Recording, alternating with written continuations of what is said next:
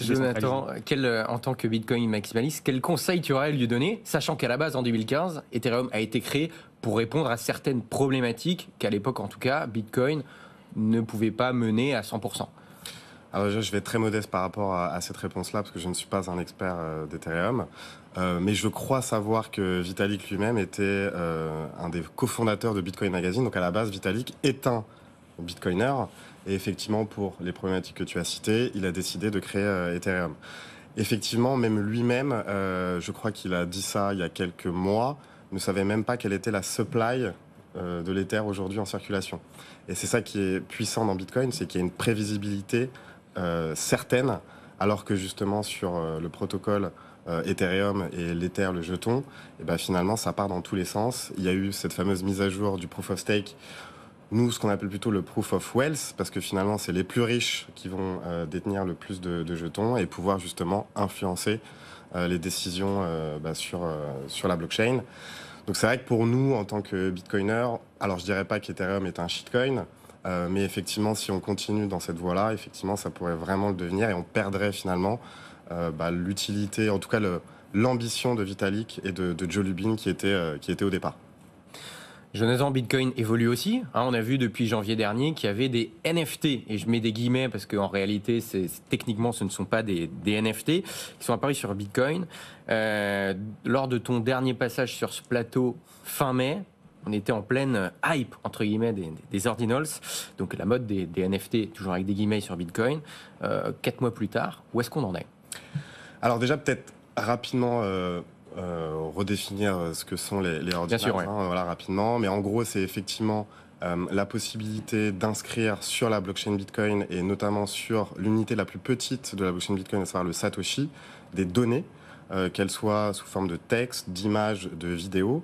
Et effectivement, il y a quelques mois, du coup, ce fameux ingénieur qui a créé ce protocole Ordinals et les tokens BRC20 qui en découlent, en fait, a créé une hype. Alors, c'était aussi un petit peu la mode des NFT, comme tu as dit, et ce qui a créé, je pense, de facto, en fait, un apport de liquidité important sur ce protocole.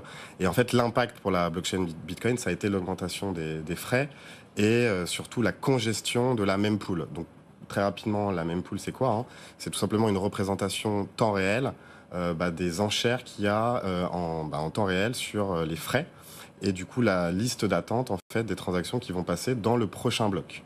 Et effectivement, cette mempool a été extrêmement congestionnée avec du coup la hype des NFT sur Bitcoin. Et concrètement, on s'en est servi pour faire quoi au moment où c'était très utilisé ? En gros, en fait, tout le monde voulait créer leur BRC20 parce qu'il était extrêmement simple de créer des tokens.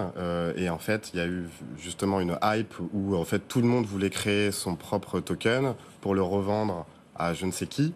Ce qui a créé justement en fait cette hype et une grosse attractivité sur les ordinals et les BRC20, avec comme conséquence encore une fois une congestion de la mempool.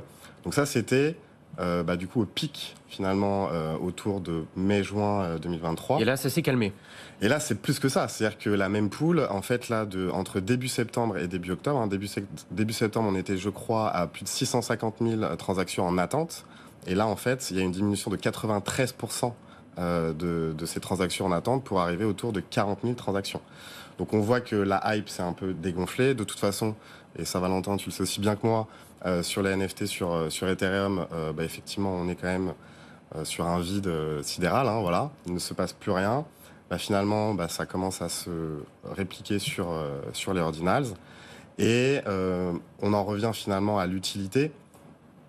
Et moi, je pense que déjà, ce qui est sûr, c'est que sur Bitcoin, personne ne peut dire ce qui peut être fait. Tout le monde peut l'utiliser. Donc, c'était finalement un très bon use case de voir quels étaient les autres usages possibles. Alors, évidemment, moi, en tant que Bitcoiner, l'usage principal, c'est l'usage monétaire, réserve de valeur, moyen de paiement. C'est quoi etc. pour toi ? Tu l'as vu comment ça ? C'était quoi ? C'était un gadget ? En fait, c'était plus un test ? Ouais, pour moi, c'était quelque chose où il fallait justement expérimenter. On est quand même dans un monde où en fait l'expérimentation est indispensable. Ouais. Donc, on le voit très bien, et c'est ce que j'apprécie chez Ethereum, c'est justement ce côté expérimentation, même s'il ne faut pas aller dans un extrême, comme vient de le dire Vitalik. Mais c'était quelque part le moyen de tester des nouvelles choses. On a vu que ça pourrait d'ailleurs de nouveau marcher, parce que finalement, On ne sait pas, on ne peut pas prédire l'avenir. En tout cas, ce qui est sûr, c'est que n'importe qui peut utiliser Bitcoin sans restriction, que ce soit pour un usage monétaire ou non. En tout cas, ce qui est sûr, c'est que la réalité des frais de minage, c'est un aspect majeur de la rationalité des acteurs économiques pour savoir s'ils vont passer ou non une transaction. En fait, on en revient finalement à ce côté. Et là, l'état du marché actuel n'aide pas. Exactement. Et c'est pour ça qu'on peut remercier Satoshi Nakamoto d'avoir créé Bitcoin, parce qu'en fait, avec cette théorie des jeux, en fait, tout s'équilibre assez naturellement. Bon, on est en plein bear market aujourd'hui, bear market. Faut pas dire beer. Non, faut dire bear. Je faisais l'erreur au début. Voilà, parce que ça c'est ailleurs. Voilà. Bear market. Depuis plusieurs mois, et on est proche d'en être le plus long, ou même le plus long pour l'instant ou... Alors déjà, on ne sait pas vraiment comment est calculé, vraiment comment commence un bear market. En tout cas, ce qu'on peut dire, c'est que le top était en novembre 2021. On espère, on ne sait pas. Mais en tout cas, le dernier top, le all-time high, c'était autour de $60 000 en novembre 2021. Ouais. Effectivement, on peut estimer que c'est le début du bear market, même si d'autres diront que c'est un peu calculé différemment. C'est subjectif. Enfin, bref, voilà. Tout ça pour dire qu'effectivement, ce bear market s'installe. On ne sait pas d'ailleurs quand est-ce qu'il finira. En tout cas, ce qui est sûr, c'est que on peut gagner sur Bitcoin. Il faut être patient, et c'est ce que tu disais dans ton introduction. Si quelqu'un avait investi sur Bitcoin du coup n'importe quand d'ailleurs depuis son histoire, et qu'il avait conservé sa position au moins 4 ans. Ouais. Il serait sur un minimum de 140% de performance. Et d'ailleurs, je l'ai même tweeté ce matin, mais je vais vous donner un peu les chiffres de la pire performance. Donc, je parle bien de la pire. Donc, il aurait fallu investir au top de 2017 autour de $19 000. Je ne sais pas si vous vous rappelez, on s'en rappelle, n'est-ce pas, Valentin ? Tout à fait. Voilà. Et 4 ans plus tard, en décembre 2021, le prix du Bitcoin était autour de $46 000, ce qui fait une performance de 140%, et je précise bien que c'est la pire performance sur 4 ans glissants.